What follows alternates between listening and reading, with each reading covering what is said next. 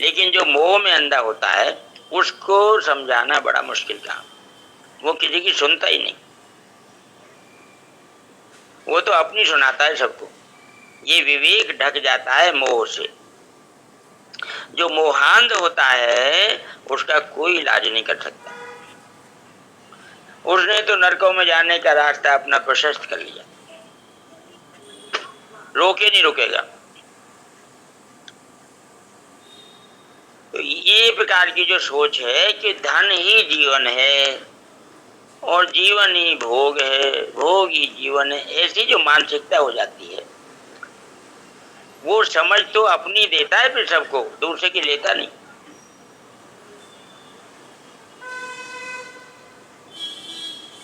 बड़ा मामला गड़बड़ है, सुनता ही नहीं किसी की। वो मानता है सब बेवकूफ है, मैं अकेला समझदार हूं। इसलिए कहता है अपना ज्ञान अपने पास रखो, मुझे नहीं चाहिए तुम्हारा ज्ञान। तो जो मोह में अंधा होता है भाई जी, ये जो आत्माराम दुबे था, धंधुकारी का पिता, हाँ, वो भी तो यही कहता था कि अपना ज्ञान अपने पास रखो, मेरा ज्ञान से क्या होने वाला है, मुझे तो पुत्र चाहिए। हाँ, तपस्वी जी को यही बात कही उन्होंने। और पुत्र के द्वारा मारा जाकर कितना पछताया कि कितना मतलब आत्महत्या करने को उतारू हो गया। वो तो गोकर्ण जी थे, नहीं तो वो तो नतीजा खराब ही। अच्छा भला जीवन चल रहा था, जबरदस्ती मोह के चक्कर में फंस के और जीवन बर्बाद कर लिया। ऐसा ही हर क्षेत्र में है, मोह अनेक प्रकार का है। भाई जी 3 बात बताई गई है, पुत्रेषणा, वित्तेषणा और लोकेषणा। 3 प्रकार के मोह हैं, खास तौर से बड़े बड़े जो हैं। बिल्कुल। जो इनमें फंसा वो काम से गया, पतन। पतन।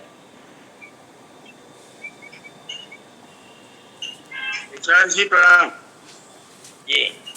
धृतराष्ट्र इसका सबसे बड़ा स्वरूप है। धृतराष्ट्र जब अर्जुन धनुष बाण रख दिए तो पूरे कुरुवंश में सबसे पहले प्रसन्न यही हुए थे, धृतराष्ट्र। अब तो तेरा काम बना बनाया हो गया, अर्जुन बड़ा अच्छा आदमी है।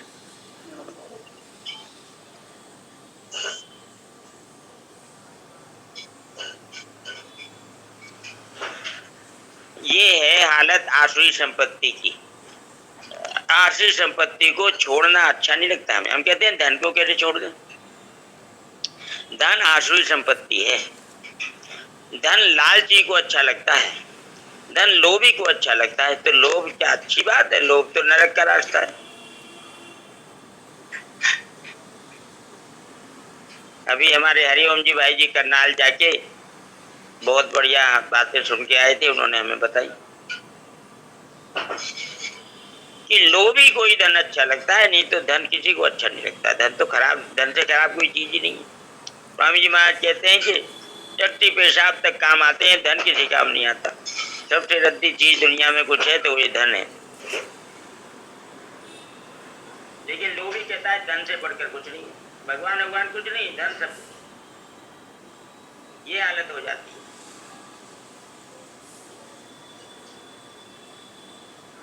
तो प्राण पोषण परायण नहीं होना चाहिए, साधन परायण होना चाहिए।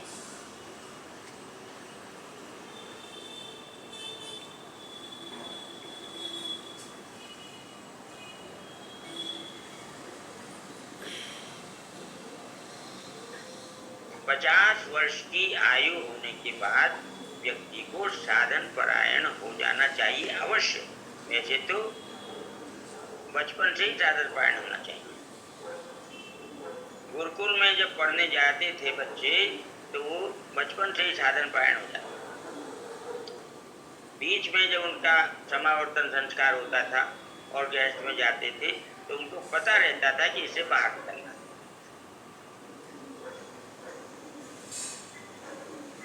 आज स्थिति बिल्कुल नारायण भैया जी, साधन परायण क्या होता है? अभी अभी पढ़ा था ना हमने। हम मैं थी नहीं ना, मैंने अभी ऑन किया थोड़ी देर पहले। साधन परायण मतलब मेरी भी तो 50 साल की उम्र है, तो मैं भी ये समझू भी साधन परायण कैसे होते हैं, क्या होते हैं, इसका मीनिंग तक पूछना है मुझे। भगवान की प्राप्ति के लिए साधन किया जाता है या संसार के छोड़ने के लिए साधन किया जाता है? संसार की आसक्ति छोड़ने के लिए साधन करना चाहिए, ये तो है सच। और बात प्रचलित है कि भगवान की प्राप्ति के लिए साधन करना चाहिए। जी जी जी, धन्यवाद। साधन करने से संसार की आसक्ति छूटनी चाहिए, तब तो वो भगवान की प्राप्ति कराएगा साधन। अच्छा, और अगर संसार की प्राप्ति बढ़ाने के लिए ही साधन करते रहे तो फिर कैसे बात बनेगी, फिर तो और नीचे चलेगी। जी, धन्यवाद भैया जी। जी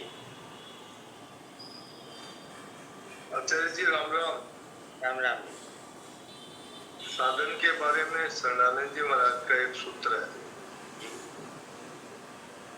शरणानंद जी महाराज कहते हैं, साधन कोई ऐसा कार्य नहीं है जिसमें कभी न करने की बात आए। साधन कोई ऐसा कार्य नहीं है जिसमें कभी न करने की बात आए। साधन वही है जो स्वभाव से ही निरंतर होता रहे।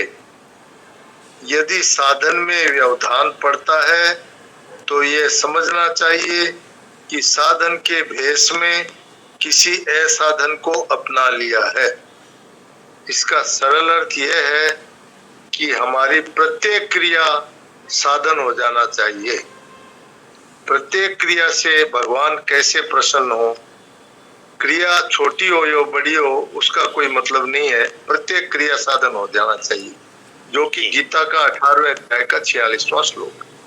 बिल्कुल ठीक है। प्रवृत्ति भूतानाम। तो शरणानंद जी महाराज हो, चाहे स्वामी जी महाराज हो, सेठ जी हो, या और उच्च कोटि के संत हो, महात्मा हो, बातें तो सब एक ही है। हमारा जीवन ही साधनमय होना चाहिए। नारायण नारायण। स्वामी जी ने कहा है, बात तो हमारे पास एक ही, हम दूसरी लाएं कहाँ से? लोग कहते हैं कि एक ही बात रोज बताते हो, कोई नई बात बताओ।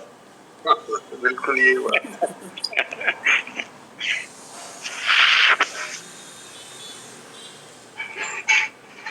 काम क्रोध परायणा